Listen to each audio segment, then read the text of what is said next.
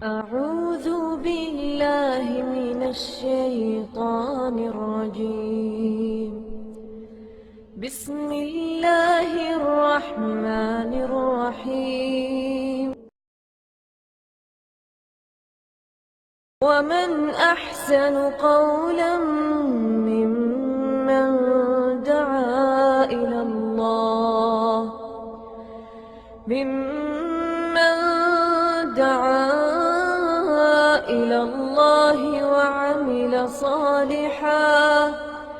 وعمل صالحا وقال إنني من المسلمين.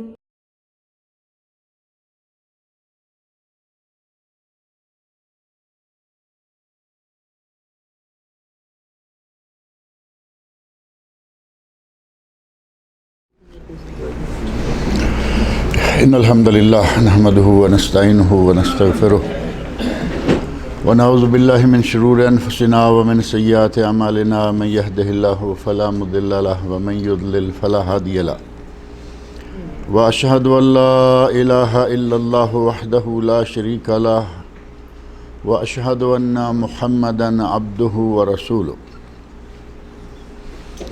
أما بعد فإن خير الحديث كتاب الله وخير الهدي هدي محمد صلى الله عليه وسلم وشر الأمور محدثاتها وكل محدثة بدعة وكل بدعة ضلالة وكل ضلالة في النار. رب اشرح لي صدري ويسر لي أمري واحلل عقدة من لساني يفقهوا قولي. رب اعوذ بک من همزات الشیاطین واعوذ بک رب ان یحضرون.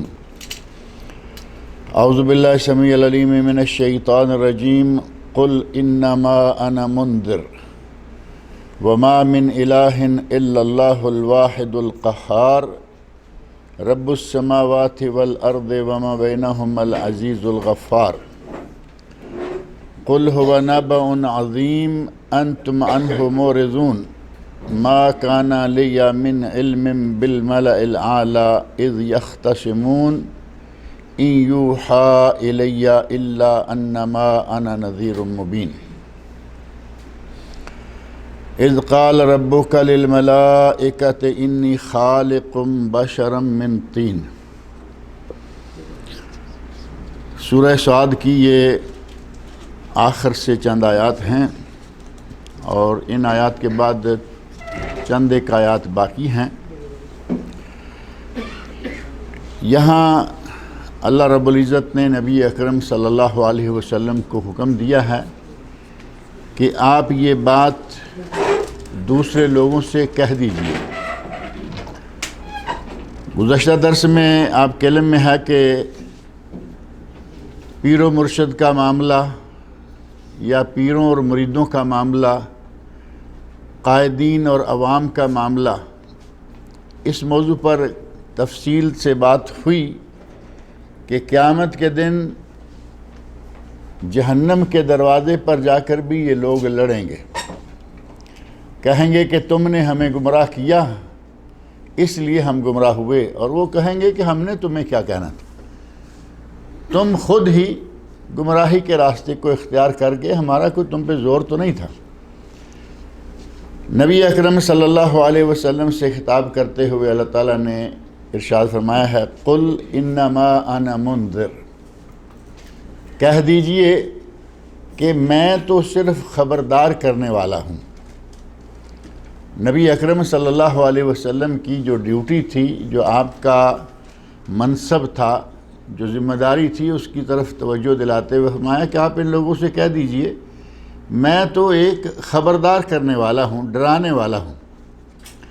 انذار جو ہے نا، منذر، انذار اصل میں ہوتا ہے کسی کو کسی معاملے پر متنبہ کرنا، تنبیہ کرنا،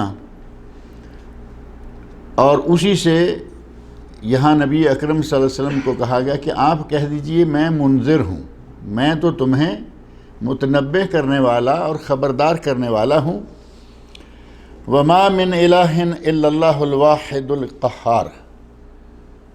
اور منذر ان کی ڈیوٹی، آپ کی ڈیوٹی جو ہے وہ یہ ہے کہ میں لوگوں کو یہ بتاؤں کہ اللہ صرف ایک ہے اور وہ واحد و قہار ہے۔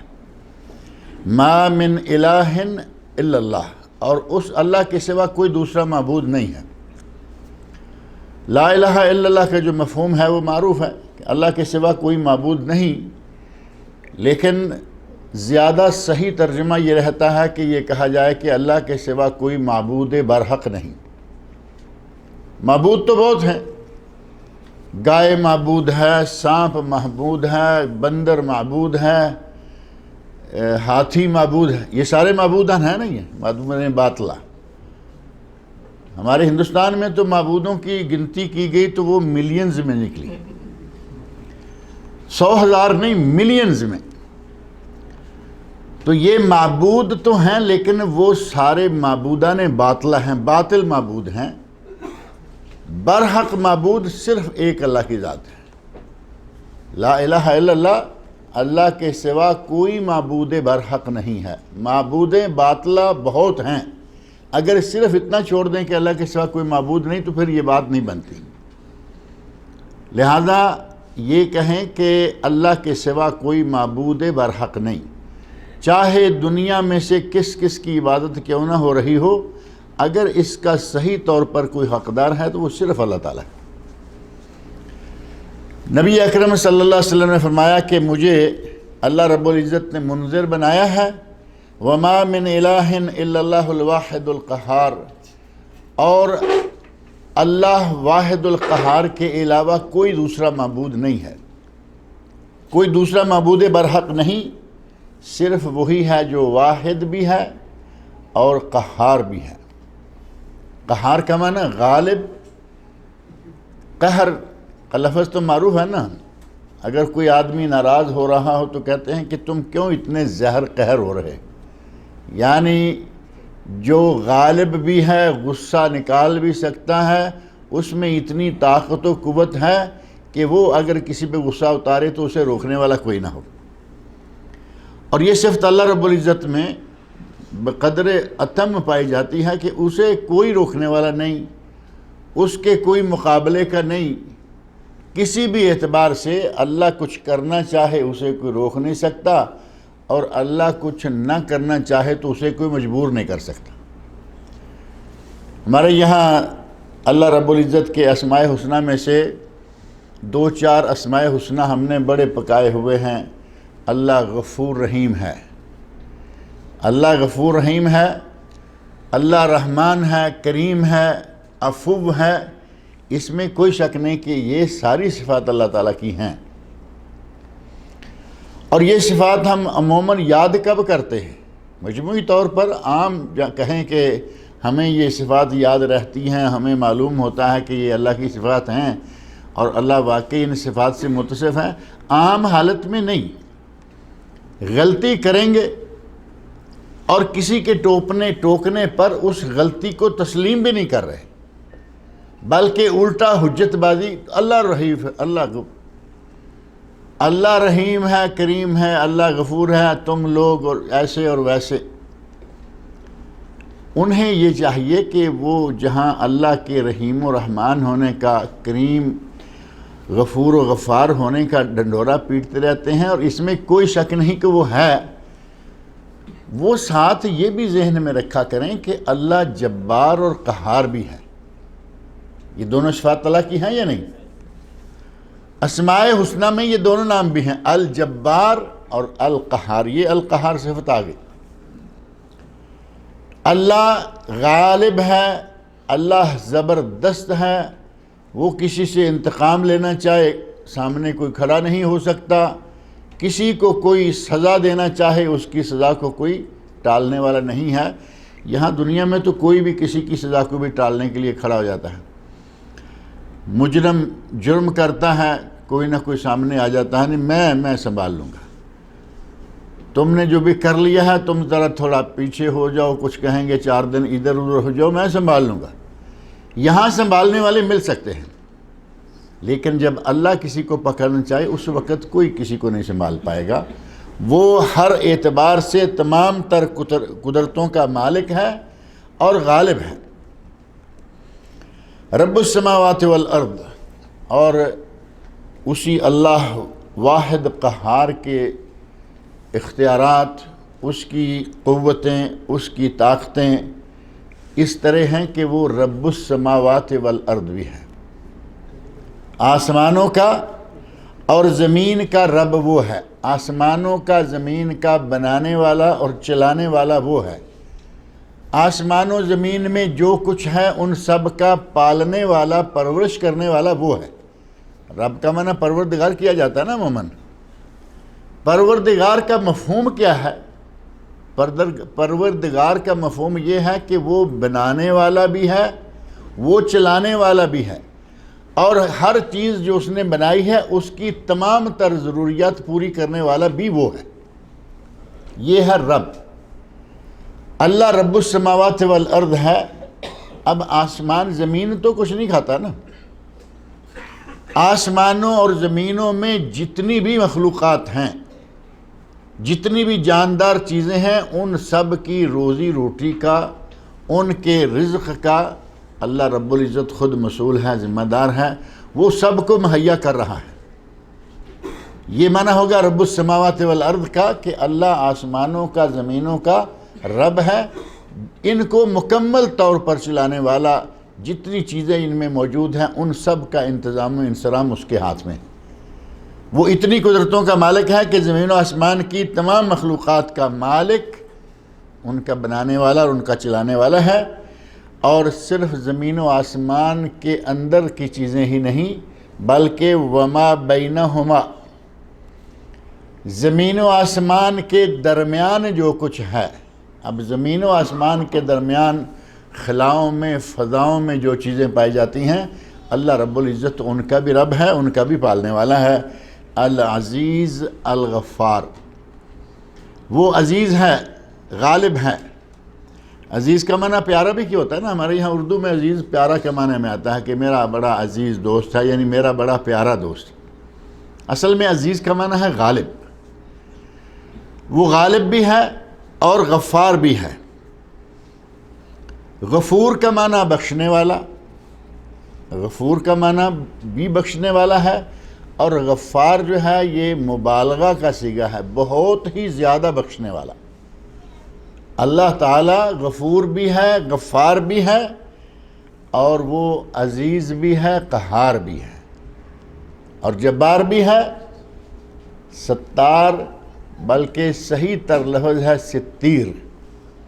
ان اللہ حیی ستیر، اللہ بہت ہی حیا والا اور پردے رکھنے والا ہے۔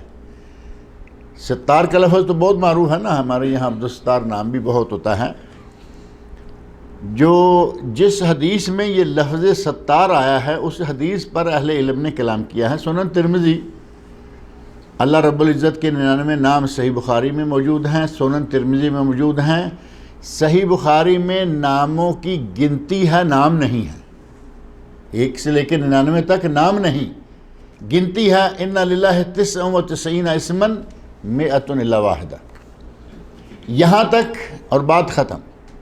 ترمذی شریف کی حدیث میں 100 الا واحدہ اور آگے پھر 99 نام بھی ہیں جہاں ستار بھی ہے، اور اہل علم نے اس کی سند پہ کلام کیا، اور صحیح تر نام ستار کے بجائے ستیر۔ اللہ ستیر ہے، بہت ہی زیادہ پردے رکھنے والا ہے، اور حیی، بہت زیادہ حیادار بھی ہے۔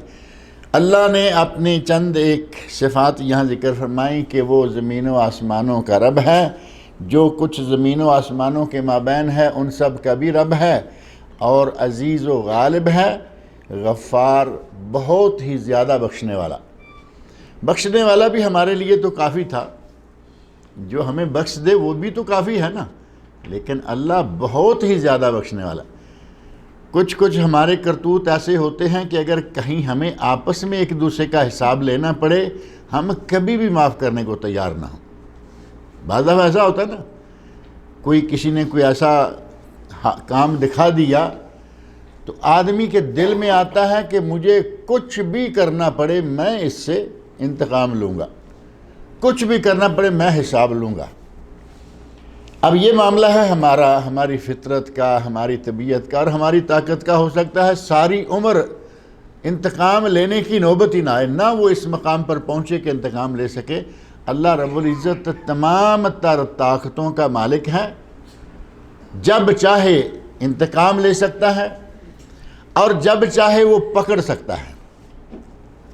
ہم سے تو کبھی ہوا کہ پکڑ میں آ سکتا ہے، کبھی ہوا کہ پکڑنے کی طاقت ہی نہیں ہے۔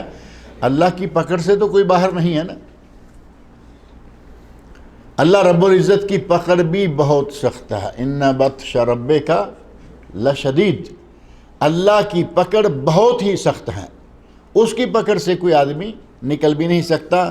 ان تمام تر صفات کے باوجود اللہ رب العزت بہت ہی زیادہ، یعنی آدمی اس کی شان میں کتنی بھی گستاخیاں کرتا ہے، کتنی نافرمانیاں کرتا ہے، اس کے نبیوں کو برا بھلا کہتا ہے، اس کے نبیوں کی تکذیب کرتا ہے، جس کتاب کو وہ اپنی پاس سے نازل کرتا ہے ان کتابوں کی تکذیب کرتا ہے، اتنے بڑے بڑے جرائم، اتنے بڑے بڑے گناہ کرتا ہے، لیکن اللہ اتنا معاف کرنے والا ہے کہ اگر ذرا بھی کوئی اس کی طرف ڈھلتا ہے تو اللہ فوراً معاف کر دیتا ہے۔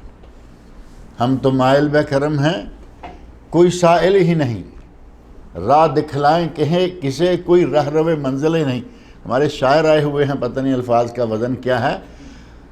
ہم تو مائل بے کرم ہیں، اللہ تو ہر وقت کرم کرنے پر مائل رہتا ہے، اور ہم ہی اگر اللہ کے کرم کو حاصل کرنے کا ارادہ نہ کریں، اس طرف توجہ ہی نہ دیں تو پھر کیا ہوگا؟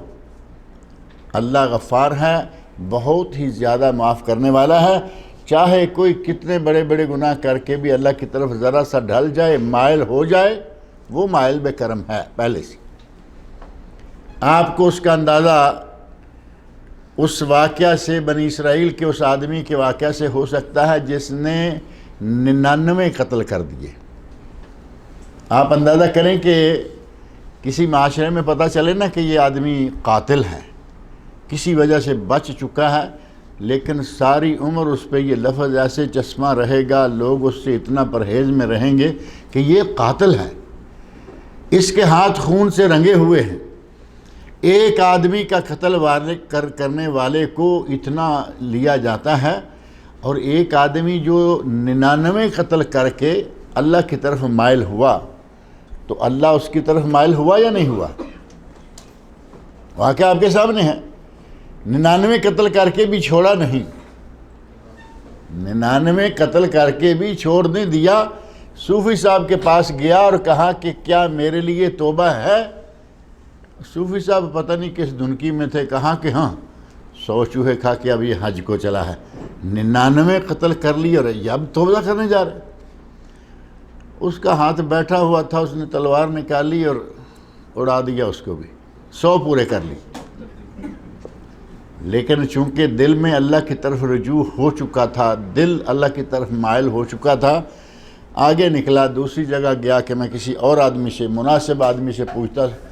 اللہ کا علم رکھنے والا کوئی صاحب علم، صاحب بصیرت، اب اگر اس صوفی کو اللہ کی باتیں بتائی ہوئی معلوم ہوتی تو وہ کبھی بھی نہ کہتا کہ اب 99 قتل کر کے۔ اس آدمی کو صرف شکل نے ایک پرہیزگار بنایا ہوا تھا لوگوں کی نظروں میں۔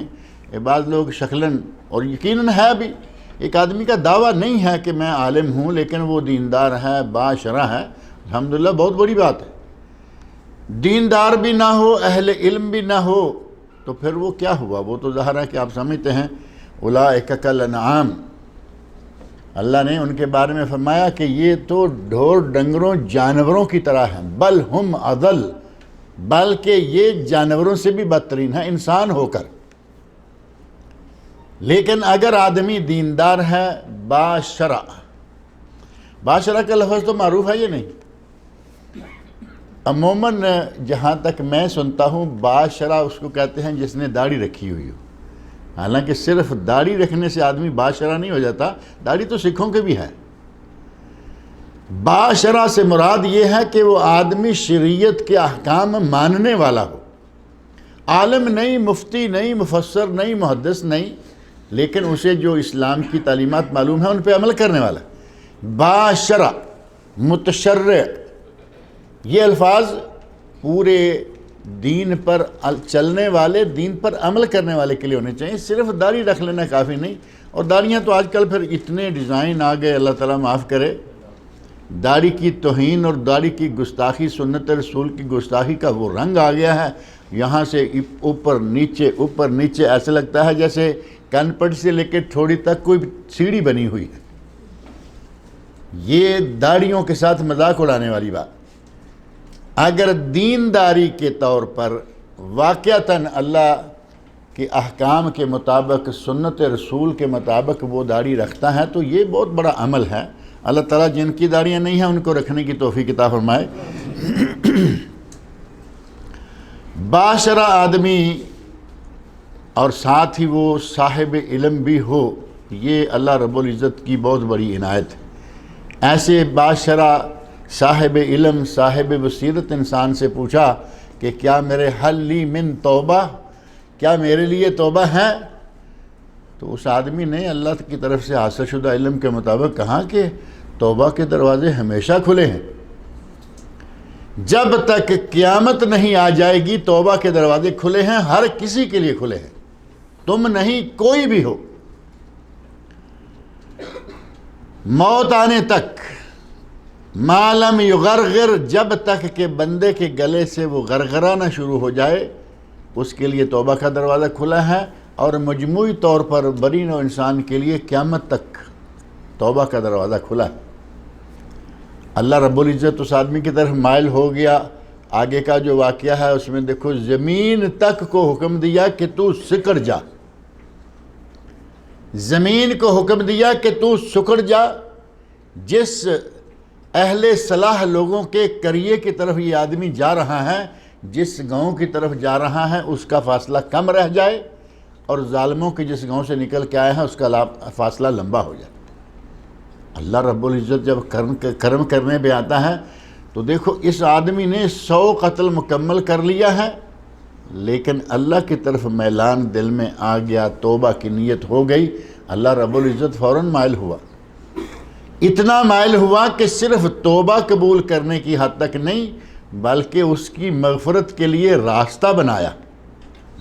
اتنا بھی کافی تھا کہ ٹھیک ہے ہم اس کو بخش لیں گے، لیکن جب بات آئی کہ دیکھو یہ کتنا چل کے آ گیا ہے، کتنا باقی ہے، تو جو باقی تھا اس کو اللہ رب العزت نے حکم دیا کہ تو سکڑ جا، اور پہلے کا فاصلہ جو ہے وہ زیادہ ہو جائے گا. لوگوں کا فیصلہ بھی طے ہو جائے گا کہ یہ آدمی اب توبہ والے شہر کی طرف زیادہ قریب ہو چکا تھا. اللہ رب العزت وہ غفار ہے. قل هو نبأ عظیم، نبی اکرم صلی اللہ علیہ وسلم سے اللہ رب العزت نے خطاب کرتے ہوئے دوسری بات یہ کہی. پہلے کہا کہ قل انما انا منذر، کہہ دیجئے کہ میں تمہیں وارننگ دینے والا ہوں. انذار کا لفظ آپ یہاں دیکھتے ہوں گے، ایک بل آ گیا بجلی کا، 1 مرتبہ 2 مرتبہ، آپ نے 2-3 مرتبہ نہیں دیا تو 2 لفظ ریڈ کلر کے لکھے ہوئے انذار اور ادھر سے وارننگ. انذار کا معنی ہے وارننگ دینا. کہا کہ آپ لوگوں کو کہہ دیجئے کہ میں وارننگ دے رہا ہوں کہ سدھر جاؤ، قیامت سے پہلے، موت سے پہلے سدھر جاؤ. اگر سدھر جاؤ گے تو اللہ رب العزت کے یہاں نعمتیں، اور اگر نہ سدھرو گے تو پھر وہاں ظاہر ہے کہ اللہ رب العزت کے یہاں جا کے عذاب اور سزائیں بھگتنا پڑیں گی. میں تو یہ وارننگ دینے والا ہوں. اور اللہ کے سوا جو کہ واحد و قہار ہے، اس کے سوا کوئی معبود برحق نہیں ہے. وہ زمین و آسمانوں کا اور جو کچھ ان کے درمیان ہے ان سب کا مالک رب ہے، عزیز ہے، غالب ہے اور غفار ہے، بہت ہی زیادہ بخشنے والا ہے. قل هو نبأ عظیم، اور کہہ دیجئے کہ یہ بہت بڑی خبر ہے. یعنی میں تمہیں جو کہہ رہا ہوں کہ سدھر جاؤ، سنبھل جاؤ، یہ ایک بہت بڑی خبر ہے جس کی طرف میں تمہیں وارننگ دے رہا ہوں کہ وہ دن یقیناً آئے گا. ایسا بھی نہیں ہے کہ پتہ نہیں آئے گا کہ نہیں آئے گا، وہ دن یقیناً آئے گا. نبا کا لفظ عموماً جو ہے قرآن کریم میں قیامت کے بارے میں آیا، لیکن کبھی کبھی قیامت کے بغیر عام خبر کے طور پر بھی ہے. 30واں سپارہ یسألونک عن النبأ العظیم، یہاں النبأ العظیم قیامت ہی کے بارے میں ہے کہ آپ سے یہ عظیم خبر کے بارے میں پوچھتے ہیں، لیکن سورہ سبا میں نبا کا معنی اور ہے، وہاں ایک واقعہ کی خبر ہے۔ جو ہدہد نے الفاظ کہے ہیں جئتک من سبأ بنبأ یقین، میں ملک سبا سے ایک یقینی خبر لے کے آیا، وہاں خبر ہی کے معنی میں، لیکن ظاہر قیامت نہیں ہے، وہاں جو ہو رہا ہے ان حالات کے بارے میں ہے، لیکن عموماً نبا کا لفظ جو ہے، اور خاص طور پر جب کبھی نبا کے ساتھ عظیم کا لفظ آ جائے تو وہ یقیناً قیامت کے بارے میں ہوگا۔ فرمایا میرے نبی ان لوگوں سے کہہ دیجئے کہ قیامت ایک بہت بڑی خبر ہے اور وہ یقیناً آنے والی ہے۔ اگر کوئی یہ سمجھے کہ میں جو بھی چاہوں یہاں کر لوں، آج مر گیا کل کون پوچھے گا کون دیکھے گا، ایسا نہیں، وہ قیامت یقیناً آ کے رہے گی، اور اللہ رب العزت نے اس کے بارے میں خبر دے رکھی ہے اپنی کتابوں کے ذریعے، اپنے رسولوں کے ذریعے، اور وہ عظیم نبا، عظیم خبر جو ہے وہ قیامت ہے۔ انتم عنہ معرضون، تم اس سے اعراض کیے بیٹھے ہو، یعنی روگردانی کیے بیٹھے ہو، قیامت یقیناً آئے گی، اور اگر آدمی دل سے اعراض کیے ہوئے نہ ہو، آدمی اسے بھلائے، جان بوجھ کے بلائے ہوئے، اعراض کا معنی یہ ہے کہ آدمی کو اس کے بارے میں خبر ہے، لیکن جان بوجھ کے آدمی کہتا ہے نا کہ چھوڑو اس کو، تم اعراض کیے ہوئے ہو، لیکن وہ یقیناً واقع ہوگی، اور یہ اللہ رب العزت کے عدل کے بھی عین موافق ہے کہ قیامت آئے، اللہ کے عدل الہی کے عین مطابق ہے، نہیں تو یہاں دنیا میں کوئی کچھ بھی کر کے چلا جائے، دنیا میں جتنے گناہ کر سکتا تھا کر کے مر گیا، اور ایک آدمی تمام تر شریعت کی پابندیوں میں رہتے ہوئے اس طرح زندگی گزار کے گیا جس طرح 32 دانتوں میں زبان وقت پاس کرتی ہے۔ 32 دانتوں میں زبان کی حالت تو آپ سمجھ سکتے ہیں نا، ہر آدمی کو معلوم ہے، ذرا سی دائیں گئی کٹ گئی، ذرا سی بائیں گئی کٹ گئی، ذرا سی سامنے آئی کٹ گئی، اسے ہر وقت کیسے ٹائٹ رہنا پڑتا ہے۔ 32 تلواریں کھڑی ہیں، اور درمیان میں یہ نرم و نازک چیز، یہ بھی نہیں ہے کہ وہی بڑی سخت ہے، 2 دانتوں کے درمیان آئے گی تو ٹک کی آواز آئے گی لیکن ہوگا کچھ نہ، ذرا دانت کے ادھر ادھر ادھر کہیں بھی آئی فوراً زخم آ گیا۔ جس طرح زبان 32 دانتوں میں پورے احتیاط و حزم کے ساتھ رہتی ہے، ایک آدمی اس طرح دنیا میں پوری احتیاط کے ساتھ اللہ رسول کے احکاموں کو مانتا ہوا، ان کی منحیات سے رکتا ہوا جائے، وہ بھی مر گیا، اور ایک ظالم فاسق و فاجر بھی مر گیا، دنیا میں ظالم کو کوئی سزا نہ ہوئی، اور دنیا میں نیک کو کوئی خاص ایسی آسائش مہیا نہ ہوئی، تو اگر قیامت کے بعد بھی ان لوگوں کو کچھ نہیں ہوگا تو یہ تو انصاف نہیں ہے۔ یہ بات اس بات کی متقاضی ہے کہ کوئی ایسا وقت ہو، کوئی ایسی جگہ ہو جہاں برا کام کرنے والوں کو ان کی سزا ملے اور نیک کام کرنے والوں کو ان کی جزا دی جائے، اور وہ دن یقیناً آنے والا ہے، وہی ہے قیامت کا دن۔ اللہ نے فرمایا کہ ان سے کہہ دو کہ وہ نبا عظیم ہے اور وہ دن آنے والا ہے، لیکن انتم عنہ معرضون، تم اس سے اعراض کیے بیٹھے ہو۔ ما کان لی من علم بالملأ الاعلی اذ یختصمون، نبی اکرم صلی اللہ علیہ وسلم نے ساتھ ہی یہ کہہ دیا کہ مجھے اس بات کا کوئی علم نہیں ہے۔ ما کان لی من علم، نبی صلی اللہ علیہ وسلم اپنے علم کی نفی کر رہے ہیں کہ مجھے علم نہیں، کس چیز کا؟ کہ ملأ الاعلی میں کیا باتیں ہو رہی تھی، ملأ الاعلی میں آسمان پر، آسمان پر کیا باتیں ہو رہی تھی مجھے کوئی علم نہیں۔ اب نبی صلی اللہ علیہ وسلم تو کھل کھلا کے اپنے علم کی نفی کر دی کہ مجھے نہیں علم کے اوپر کیا ہوتا رہا، کیا ہو رہا تھا، یا اب کیا ہو رہا ہے۔ اور ہمارے آدمی مولوی حضرات عالم دین، بڑی بڑی ڈگریاں، ڈاکٹر، پروفیسر، مفسر قرآن، مفکر اسلام، اتنی ڈگریاں لگی ہوئی ہیں، ماننے کو تیار نہیں، کہتے ہیں نبی کو ہر چیز معلوم ہے۔ علم غیب کا دعویٰ یہی ہے نا کہ نبی کو ہر چیز معلوم ہے، کہاں کیا ہے، کیا ہو رہا ہے، کیا ہو چکا ہے۔ ہمارے نبی ہر چیز کو جانتے، ایسا کہاں ہے؟ یہ دیکھو نبی پاک صلی اللہ علیہ وسلم اپنی اللہ رب العزت اپنی زبان سے کہلوا رہا ہے۔ اللہ رب العزت نے باقاعدہ نبی سے اس کی زبان میں کہلوا دیا، اور یہ کوئی ایک مسئلہ نہیں ہے۔ قرآن کریم میں تو بعض مسئلے جو بڑے گرم سرد ہیں ہمارے یہاں پاک و ہند میں، جن پہ لڑائیاں ہو جاتی ہیں، سر پھوڑ دیے جاتے ہیں، قتل و غارت ہو جاتی ہے، قرآن کریم میں اللہ رب العزت نے ان معاملات کو بڑے آسان طریقے سے نبی صلی اللہ علیہ وسلم کی زبان مبارک سے کہلوا کر حل کر رکھا ہے۔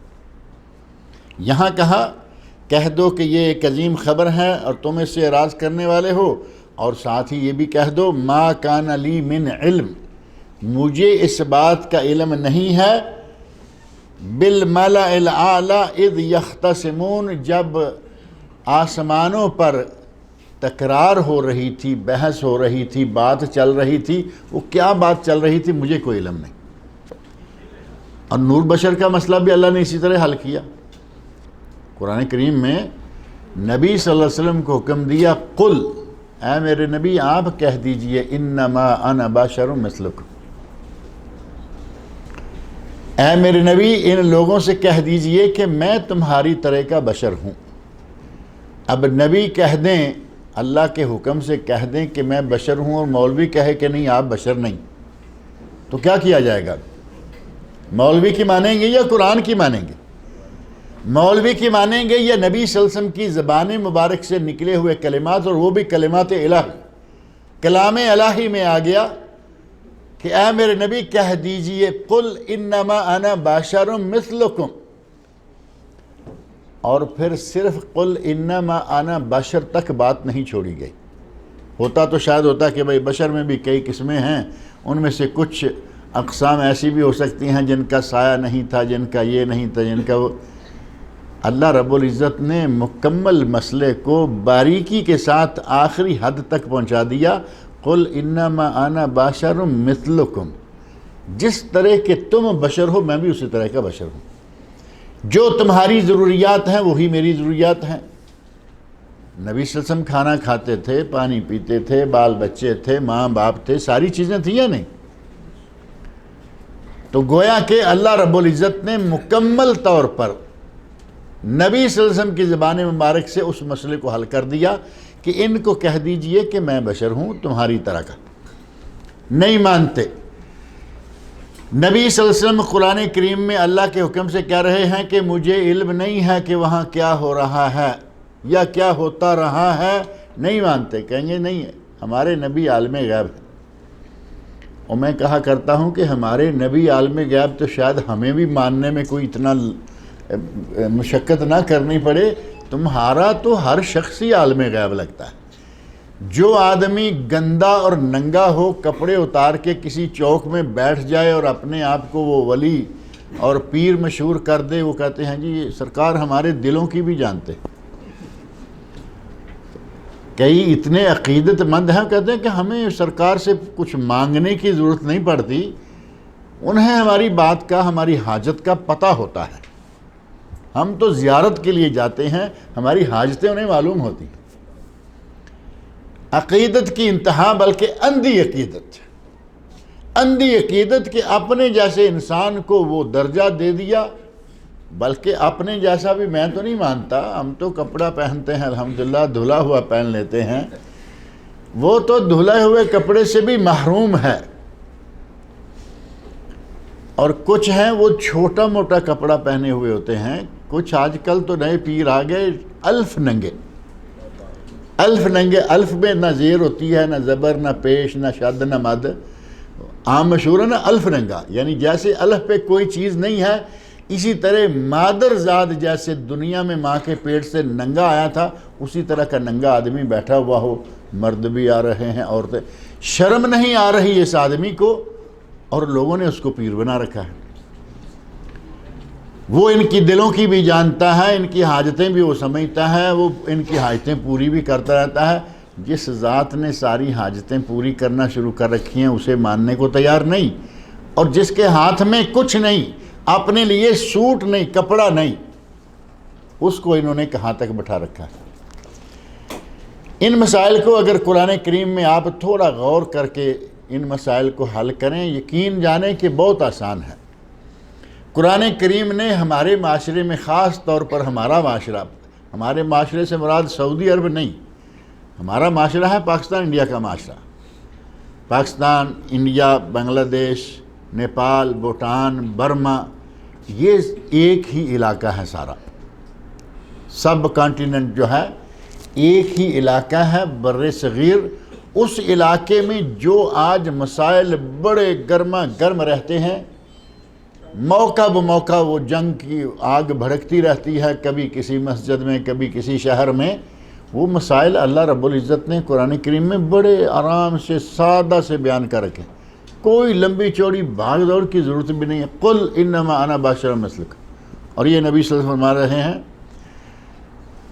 اللہ کے نبی نے صرف یہی نہیں، قرآن کریم میں تو بڑے واضح الفاظ میں اللہ رب العزت نے کہلوایا ہے، لو کنت عالم الغیب لاستکثرت، اللہ کے نبی سے کہلوایا گیا، کہہ دیجئے کہ اگر میں غیب جانتا ہوتا، صریحاً علم غیب کا انکار نبی صلی اللہ علیہ وسلم کر کے گئے،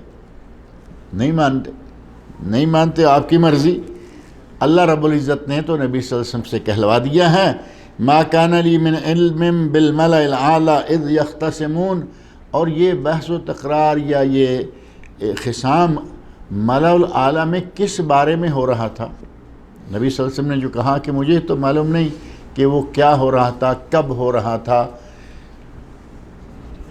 اس کے بارے میں علماء تفسیر نے کہا کہ چونکہ آگے ذکر آ رہا ہے آدم علیہ السلام کی تخلیق کا، اور فرشتوں کے وہ کلمات جو فرشتوں نے کہے تھے، جو یقیناً انکار نہیں تھا، استفسار تھا کہ یا اللہ اگر تسبیحات کے لیے ہی پیدا کرنا ہے آدم علیہ السلام کو، تو یہ ایک استفسار ہے، یہ نہیں کہ وہ انکار کر رہے تھے کہ نہیں جی کیا ضرورت ہے، اس کو مت بناؤ، ہم اس کو۔ اللہ رب العزت سے محض جیسے آدمی کوئی افہام و تفہیم کرتا ہے، اللہ رب العزت کی وہ خاص مخلوق ہے، آسمانوں پر اس کے ڈیوٹیاں کر رہی ہے، زمینوں پر اس کی ڈیوٹیاں کر رہی ہے۔ اللہ کے فرشتے زمینوں پہ ڈیوٹیاں دے رہے ہیں یا نہیں؟ اللہ کے فرشتے دیکھیں اتنی ڈیوٹیاں دے رہے ہیں کہ ہم میں سے ہر کسی کے پاس 2 کرامن کاتبین ہیں، لہو معقبات۔ ایک جگہ فرمایا کہ اللہ کے وہ فرشتے بھی ہیں جو ڈیوٹیاں بدلتے رہتے ہیں، شام کو آتے ہیں، دن کو جاتے ہیں، دن کو آتے ہیں، شام کو جاتے ہیں، اور وہ فرشتے ہیں یحفظونہ من امرہ، جو بندے کی حفاظت کرتے ہیں۔ بعض اہل علم نے یحفظونہ من امرہ کا مفہوم یہ ذکر کیا ہے کہ کچھ فرشتے اللہ کے یہ ہیں جو بندے کو دائیں بائیں آگے پیچھے گرنے سے سنبھال کے رکھتے ہیں۔ اگر یہ سویا ہوا ہو، اس کے کان میں کوئی چیز داخل نہ ہو جائے، اس کے ناک میں کوئی چیز، سوراخ ہے نا، کھلے ہیں۔ اللہ کے فرشتے بندے کی حفاظت، یحفظونہ من امرہ، اللہ کے حکم سے بندے کی حفاظت کرتے رہتے ہیں۔ آسمانوں پہ ان کی ڈیوٹیاں، زمینوں پہ اس کی ڈیوٹیاں۔ جب آدم علیہ السلام کو اللہ نے پیدا کرنا فرمایا، اللہ نے تخلیق کا ارادہ فرمایا، تو فرشتوں سے کہا، فرشتوں سے اللہ رب العزت نے یہ بات بیان کی کہ میں یہ کرنے جا رہا ہوں۔ اب کیا سمجھتے ہیں کہ اللہ رب العزت نے ان سے مشورہ لیا تھا؟ اللہ رب العزت نے انہیں خبر دی تھی۔ خبر دینا اور مشورہ لینا، خبر دینا اور اجازت لینا، یہ الگ الگ باتیں ہیں۔ اللہ رب العزت نے نہ مشورہ لیا ہے، نہ اجازت طلب کی ہے کہ میں اس کو بنا لوں، وہ تو خالق و مالک ان کا بھی۔ اللہ رب العزت کے سامنے فرشتوں کی حیثیت کیا ہوتی ہے کہ انہیں یہ تک، بعض فرشتوں میں سے بعض کو یہ تک خبر نہیں ہوتی، اتنے اللہ رب العزت سے وہ مرعوب رہتے ہیں کہ جو کچھ نازل ہوا، کیا نازل ہوا ہے، ایک دوسرے سے پوچھ کے بات کو پکا کرتے ہیں۔ اللہ کے سامنے کسی کی کوئی جان نہیں ہے، وہ فرشتہ ہو، وہ جن ہو، وہ انسان ہو، کوئی بھی ہو۔ اللہ رب العزت نے ان سے نہ مشورہ لیا، نہ ان سے اجازت طلب کی، بلکہ ان کو خبر دی کہ میں انی جاعل فی الارض خلیفہ، دو لفظی سی بات ہے کہ میں ایک خلیفہ بنانے والا ہوں۔ اور یہ واقعہ ظاہر ہے کہ حضرت آدم علیہ السلام کا تخلیق آدم کا واقعہ قرآن کریم کے بہت سارے مقامات پر ہے، سورہ بقرہ میں ہے، سورہ اعراف میں ہے، اسی طرح سورہ بنی اسرائیل میں ہے، سورہ کہف میں ہے، اور یہاں بھی واقعہ آ گیا اس سورت کے آخر میں، اور سورہ حجر میں ہے۔ 5-6 مقامات وہ جو قرآن کریم کے اس سے پہلے ہیں، اور یہ چھٹا مقام ہے۔ آدم علیہ السلام کا تذکرہ، تخلیق آدم کا ذکر مختلف پیرایوں میں مختلف جگہوں پر موجود ہے۔ یہاں بھی کچھ اختصار کے ساتھ وہ واقعہ ذکر کیا گیا ہے۔ کہا گیا این یوہا، مجھے نہیں معلوم کہ ملائے اعلیٰ میں کیا بات چل رہی تھی، کیا بحث و تقرار ہو رہی تھی، اللہ کیا بتا رہے تھے، فرشتے آگے سے کیا اپنی معروضات پیش کر رہے تھے، میں نہیں جانتا۔ جب اللہ رب العزت نے باتیں بتائیں، قرآن کریم میں نازل فرمائیں، تو ہمیں اس کا علم ہو گیا، جیسے کہ آج ہمیں بھی ہو گیا ہے۔ ہمیں بھی پتہ چل گیا نا کہ ایسے ایسے واقعات اللہ رب العزت کے یہاں فرشتوں کے اور اللہ رب العزت کے مابین یہ ایک مکالمہ، ایک ڈائیلاگ تھا، باتیں چل رہی تھیں۔ تو اب ہم کہیں کہ ہم بھی عالم غیب ہیں، کیونکہ ہمیں بھی پتہ ہے۔ ہمیں تو قرآن کریم سے پتہ چلا، اور رسول اللہ صلی اللہ علیہ وسلم کو بھی قرآن کریم سے پتہ چلتا تھا۔ این یوحا الیہ، نبی صلی اللہ علیہ وسلم فرماتے ہیں کہ نہیں وحی کی جاتی میری طرف الا سوائے اس کے، یعنی نبی صلی اللہ علیہ وسلم کو جو وحی کی جاتی ہے، اس وحی کی باتوں میں سے یہ بھی ہے انما انا نذیر مبین، کہ میں تمہیں کھلے کھلے صاف طور پر تمہیں متنبع کرنے والا، خبردار کرنے والا ہوں۔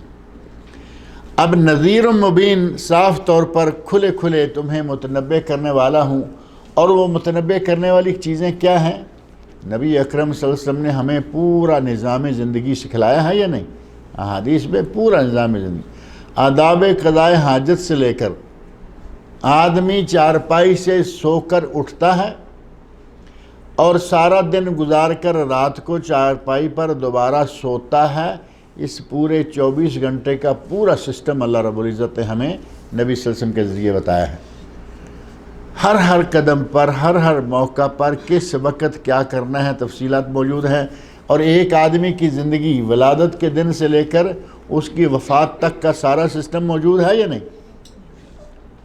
نبی اکرم صلی اللہ علیہ وسلم فرماتے ہیں کہ میں تو تمہیں متنبع کرنے والا، خبردار کرنے والا ہوں کہ یہ کام کرو گے تو اللہ خوش ہوگا، اور تم اللہ کی رضا حاصل کر لو گے، اللہ کے برگزیدہ چنیدہ ہو جاؤ گے، اور اگر یہ کام کرو گے تو تمہیں اللہ کی ناراضگی اور اللہ کی سزاؤں اور عذابوں کے لیے تیار ہونا چاہیے۔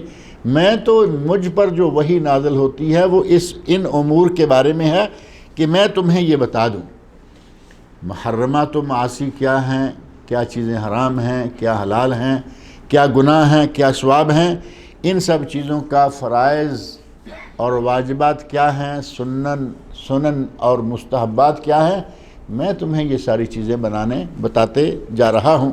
میں ہوں نذیر مبین، تمہیں واضح طور پر خبردار کرنے والا۔ نذیر کا معنی ڈرانے والا بھی ہے نا، نذیر کا معنی جو ہے وہ ڈرانے والا بھی کیا جاتا ہے۔ نذیر اور بشیر دو اپوزٹ الفاظ ہیں۔ آپ نے فرمایا کہ میں تمہیں جہنم سے، اللہ کے عذابوں سے ڈرانے والا ہوں، اور جنت کی، اللہ کی نعمتوں کی خوشخبری دینے والا ہوں۔ آگے سلسلہ شروع ہوا آدم علیہ السلام کی تخلیق کا۔ اذ قال ربک للملائکۃ انی خالق بشرا من طین، وہ وقت ذہن میں رکھیں جب اللہ نے فرشتوں سے کہا، اذ قال ربک للملائکہ، جب تیرے رب نے فرشتوں سے کہا انی خالق بشرا من طین، میں مٹی سے ایک بشر بنانے والا ہوں، مٹی سے ایک انسان بنانے والا ہوں۔ اللہ رب العزت نے یہاں بھی وہ مسئلہ حل کر دیا کہ میں انسان کو مٹی سے بنانے والا ہوں، اور نبی صلی اللہ علیہ وسلم انسان تھے یا نہیں؟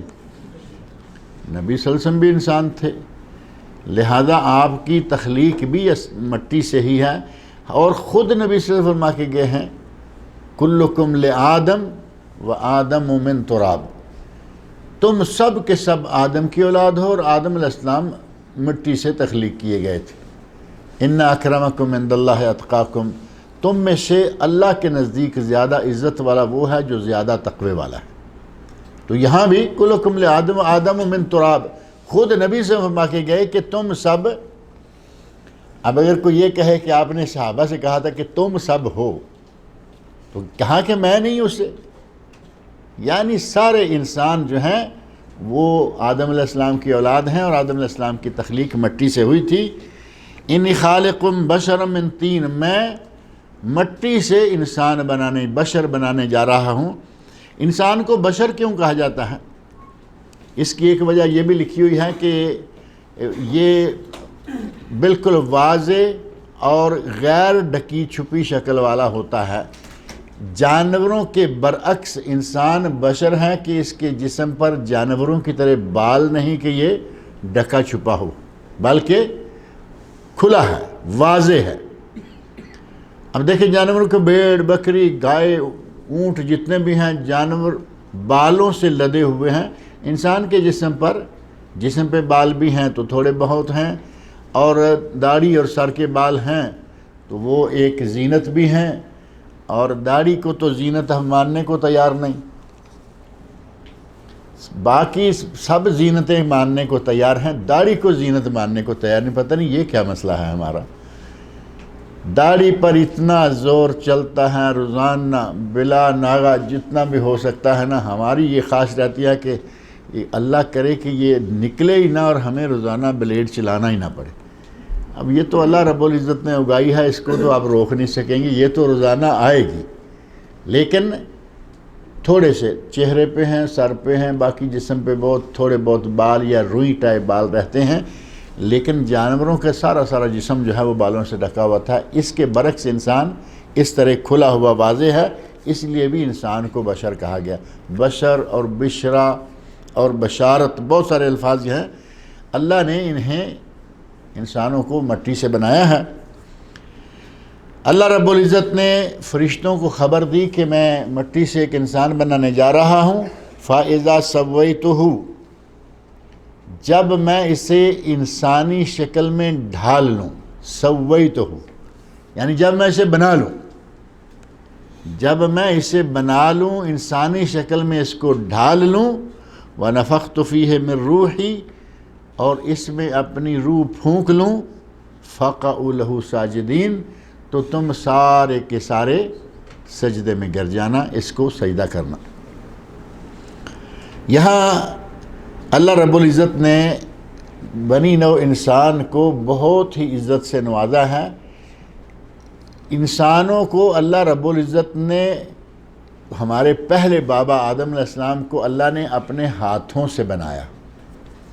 یہ شرف کیا کم ہے کہ اللہ نے آدم علیہ السلام کو اپنے ہاتھوں سے، دونوں ہاتھوں سے بنایا، اور پھر اس میں روح پھونکی، اور وہ بھی فرمایا روحی، اس میں پھر میں جب اپنی روح پھونک دوں، جس کا مالک صرف وہ ہے، وہ روح جس کا مالک صرف اللہ تعالیٰ ہے، اپنی مرضی سے انسان میں اللہ نے وہ روح بھی پھونکی ہے۔ پہلا یہ کہ اپنے ہاتھ سے بنایا، پھر یہ کہ اللہ رب العزت نے اپنی روح بھی پھونکی، اور تیسرا اور سب سے پھر اہم موقع یہ آ گیا کہ وہ نوری مخلوق، وہ پاک باز، پاک طینت معصوم لوگ، ان سب کو اللہ نے حکم دیا کہ اسے سجدہ کرو۔ انسان کی عظمت بنی ہے نہیں بنی؟ اللہ رب العزت نے اتنی عظمت عطا کر دی انسان کو کہ اپنے ہاتھوں سے بنایا، جب یہ انسانی شکل، انسانی پیکر تیار ہوا تو پھر اس میں اپنی روح پھونکی، اور جب یہ روح پھونکنے کے بعد کھڑا ہو گیا تو اللہ رب العزت نے فرمایا کہ جب یہ میں روح پھونک دوں اور یہ مکمل طور پر انسانی شکل میں تمہارے سامنے آ جائے، فَقَعُوا لَهُ ساجدین، تو تم سارے کے سارے سجدہ میں گر جانا۔ اللہ رب العزت نے انسان کو مسجود ملائکہ بنا کر اس کی عظمت کو 4 چاند لگا دیے، 4 بھی کیا، جتنے بھی چاند کہیں اتنے ہی کم ہے۔ فرشتوں نے انسان کو سجدہ کیا، اس سے بڑی عظمت اور کیا ہوگی؟ اللہ رب العزت نے فرشتوں کو حکم دیا اور سارے فرشتوں نے سجدہ کیا، لیکن ایک پارٹی وہاں بھی اڑ کے کھڑی ہو گئی، ہے نا؟ کبھی کبھی ایسا ہوتا ہے کہ سیدھی سی بات ہے، سارے سمجھ رہے ہیں، ایک آدمی کے دماغ میں کوئی مالیہ خولیہ ہو چکا ہوتا ہے، وہ اڑ جاتا ہے۔ یہ اڑا ہوا تھا اور اس نے اڑے ہوئے نے کیا کیا باتیں کہیں۔ میرا خیال ہے کہ اس موضوع کو اور اس صورت کو انشاءاللہ اگلے درس میں مکمل کریں گے۔ اللہ رب العزت سے میری دعا ہے کہ وہ مجھے اور آپ سب لوگوں کو قرآن کریم پڑھنے، سننے، سمجھنے اور اس کے احکام پر عمل کرنے کی توفیق عطا فرمائے۔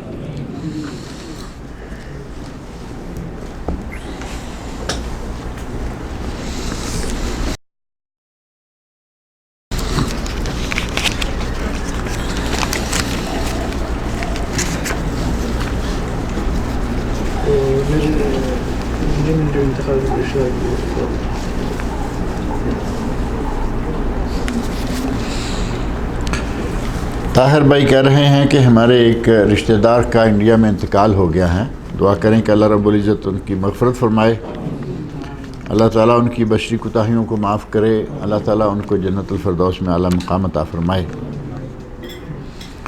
اور یہ کسی نے لکھا ہے کہ میری والدہ کی طبیعت ٹھیک نہیں ہے، دعا کریں کہ اللہ رب العزت ان کی والدہ کو شفائے کاملہ عاجلہ عطا فرمائے۔ اور لکھا ہے کہ میری بہن کی طبیعت بھی ٹھیک نہیں ہے، اللہ رب العزت ان کی بہن کی کو بھی شفائے کاملہ عاجلہ عطا فرمائے۔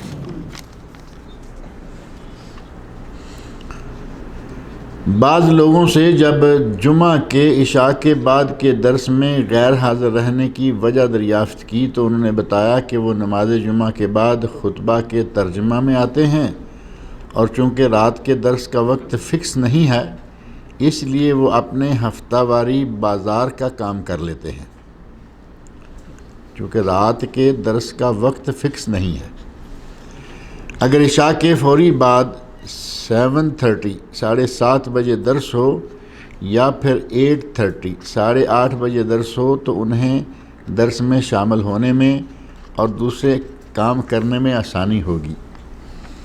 میرا خیال ہے کہ 7:30 اور 8:30 کے درمیان درس شروع ہوتا ہے، 8 o'clock تقریباً 8 بجے تقریباً شروع ہوتا ہے نا آج کل۔ اور یہ جو کہا ہے کہ اس کا کوئی چونکہ درس کا وقت مقرر نہیں ہے، یہ بھی میں سمجھتا ہوں کہ صحیح نہیں ہے۔ درس کا وقت مقرر ہے عشاء کے بعد۔ اب یہ کوئی آدھی رات کو تو ہم شروع نہیں کرتے، عشاء کے بعد 10 15 20 25 منٹ آدھا گھنٹہ کچھ ایسا کر کے۔ آج کل 8 بجے اصل میں درس اس لیے شروع کر رہے ہیں، اگرچہ اس سے پہلے واقع کیا جا سکتا ہے۔ 8 بجے تک بہت سارے لوگ ہیں جو اپنے کام کاج سے فارغ ہوتے ہیں، ان کو بھی حق ہے کہ وہ شریک ہو جائیں۔ ہم تھوڑا لیٹ ہو جاتے ہیں اور ان کا فائدہ ہو جاتا ہے۔ اگر ہم 7:30 بجے شروع کرتے ہیں، ان کا آدھا گھنٹہ جو ہے وہ درس جو رہ جائے گا، تو 7:30 8:30 ان میں سے کسی ایک ٹائم کو مقرر ہم اس لیے نہیں کر سکتے کہ موسم بدلتے رہتے ہیں، عشاء کی نماز کا وقت آگے پیچھے ہوتا رہتا ہے اور ہمارے درس کا تعلق عشاء کے ساتھ ہے۔ یعنی عشاء اگر 7 بجے ہوتی ہے تو درس 8 پونے 8 7:30، اور اگر عشاء گرمیوں میں جا کے 8 بجے ہوا کرے گی تو یہ درس 8:30 پونے 9 9 بجے ہوتا ہے۔ بس یہ 10-15 منٹ کا آگا پیچھے رہتا ہے، اس سے زیادہ نہیں۔ لہذا جنہیں درس میں آنا ہے وہ ہمت کر لیں، بازار کے کام یہ وہ کام، وہ باقی جمعہ کے دن تو ظاہر ہے کہ چھٹی بھی ہوتی ہے اور بازار بھی کھلے ہوتے ہیں، سارا دن ہی کھلے ہوتے ہیں۔ آپ عصر سے لے کے مغرب تک گروسری کر لیں، مغرب سے عشاء تک بھی کر لیں، عشاء کی نماز پڑھیں، یہاں تشریف لے آئیں۔ یہ تو انشاءاللہ تعالیٰ آپ کو تھوڑی سی یہ پلاننگ کرنی ہوگی۔ جہاں تک تعلق ہے ہمارا، تو ہمیں الحمدللہ کوئی اعتراض نہیں ہے، 7:30 پہ بھی اعتراض نہیں، 8 پہ بھی نہیں ہے، جو بھی وقت عشاء کے بعد آپ مقرر، مجھے کوئی اعتراض نہیں۔ کہ مسئلہ ہے پھر آپ کا ہی کہ چند لوگوں کو لینے کے لیے 2 چند کو لیٹ کر لیں یا 2 چند کو پیچھے ڈال لیں تو وہ بھی مناسب نہیں ہے۔ تو کوشش کیا کریں کہ آپ اس درس کو شامل ہو جایا کریں۔ گروسی کا وقت آگے پیچھے ظاہر ہے کہ اس سے بعد بھی تھوڑا ٹائم ہے، یعنی اس درس کے بعد ابھی آپ 9 بجے ہیں نا، ابھی آپ نکلیں گے، بازار سارا کھلا ہے، اور جمعہ کے دن تو رات 1 بجے تک تقریباً یہ جو سپر مارکیٹس ہیں گروسی والی وہ 1 بجے تک کھلی رہتی ہیں، کچھ دکانیں 12 بجے تک ہوتی ہیں، تب بھی آپ کو 3 گھنٹے مل گئے۔ بعد میں بھی وقت مل جاتا ہے، پہلے بھی مل جاتا ہے، صرف مسئلہ یہ ہے کہ یہ درس ہے۔ اس بات کو آپ اچھی طرح سمجھ سکتے ہیں کہ یہ درس ہے، اس کے لیے وقت نکالنا پڑتا ہے، ملتا نہیں۔ باقی کاموں کے لیے وقت مل جاتا ہے، عام بڑی آسانی سے ہم کوئی بھی کام مینج کر لیتے ہیں، درس کے لیے مینج کرنا مشکل ہوتا ہے، اور اس کے پیچھے کیا طاقت کار فرما ہے وہ بھی آپ سارے جانتے ہیں، اس لیے ہمیں اس کی تفصیل میں جانے کی ضرورت نہیں ہے۔ درس کے ساتھ اپنے دوسرے کام بھی کیونکہ بعض ساتھیوں کو ہفتے میں 1 دن ہی چھٹی ملتی ہے، وہی جمعہ کی چھٹی ہوتی ہے، اور ہم کوشش کرتے ہیں کہ جمعہ کے دن آپ کا اس درس میں 1 گھنٹے سے زیادہ وقت نہ لو۔ میں نے گھڑی اسپیشل لگوائی ہوئی ہے سامنے، اب درس ختم ہو گیا 1 گھنٹے کے اندر میں 1 گھنٹے کے اندر 50 منٹ 55 پہ کبھی 50 پہ چھوڑ دیتا ہوں کہ چلے 5-10 منٹ سوال جواب کے ہو جائیں گے، 1 گھنٹے کے اندر آپ فارغ ہو جائیں۔ اب رہا مسئلہ یہ سوال و جواب کا جو بعد میں ہوتے ہیں، آپ کا کوئی سوال نہیں اور آپ سننا نہیں چاہتے، کوئی بات نہیں، آپ اٹھیں جا کے اپنا بازار کا کام کریں، کوشش کریں کہ درس میں آ جا کریں، اور جو مناسب وقت ہے وہ میں اپنی مرضی سے نہیں رکھتا، وہ آپ کی مرضی سے ہوتا ہے۔ اللہ تعالی ہم سب کو کتاب و سنت سننے کی توفیق عطا فرمائے اور اس پر عمل کرنے کی توفیق سے نوازے۔ جو لوگ ہفتہ کو درس میں آتے ہیں اقربیہ میں، ان کی اطلاع کے لیے عرض ہے کہ کل درس نہیں ہوگا، انشاءاللہ اس سے اگلے ہفتے میں درس ہوگا۔